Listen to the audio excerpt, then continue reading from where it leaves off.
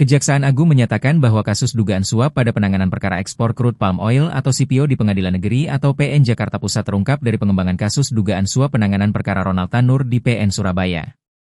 Kejaksaan Agung RI bersama Kantor Jaksa Agung membongkar kasus dugaan korupsi dalam skema penerbitan izin ekspor CPO tahun 2022 yang melibatkan Wilmar Group dan dua perusahaan besar lainnya. Dalam proses penyelidikan, Kejaksaan menyita dana sebesar 11,8 triliun rupiah atau 725 juta dolar Amerika, yang diduga berasal dari aliran suap guna mempermudah pengurusan izin ekspor tersebut. Jaksa Agung menyatakan bahwa dana yang disita digunakan untuk menutupi kerugian negara akibat praktik tersebut. Wilmar telah mengembalikan nilai kerugian negara, kata Sutikno, pejabat tinggi Kejaksaan saat jumpa pers, sembari menunjukkan tumpukan uang sebanyak 2 triliun rupiah yang dipamerkan ke media. Seiring proses penyidikan, seorang pegawai Wilmar juga telah ditetapkan sebagai tersangka pada April lalu.